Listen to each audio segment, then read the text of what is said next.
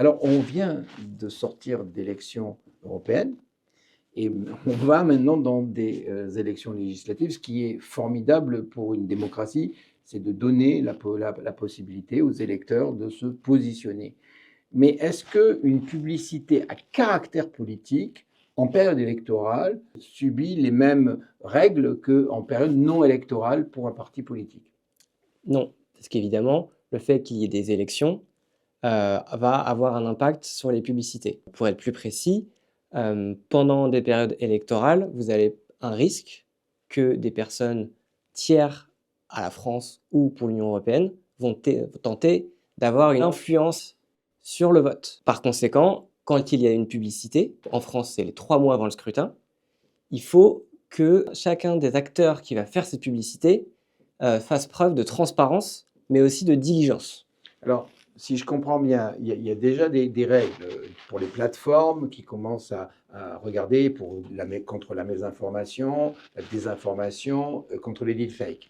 En période électorale, on a des publicités à caractère politique qui sont encadrées. Il y a un règlement qui vient d'être mis en place autour de ça. Effectivement, on a un règlement qui date de 2023 et qui va entrer en vigueur en octobre 2025.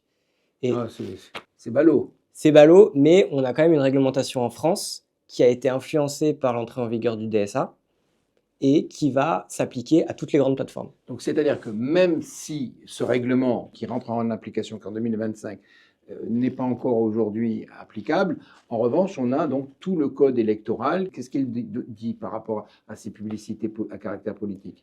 Le code électoral, il précise dans ses articles que quand vous avez une publicité à caractère politique, pendant une période qui court entre 3 mois avant le scrutin et le jour du scrutin, chaque publicité à caractère politique, donc chaque publicité qui va inciter un vote pour un parti donné, devra comporter des informations sur le parraineur de la publicité, quel financement a été fait, pour éviter tous ces risques d'influence extérieure, et surtout pour que la personne qui voit la publicité soit au courant que c'est une publicité biaisée, Voilà. qui va influencer son vote. Qui est là, Bon, bah, écoutez, merci avec toutes ces informations. Maintenant, vous savez, puis pour tous, allez voter.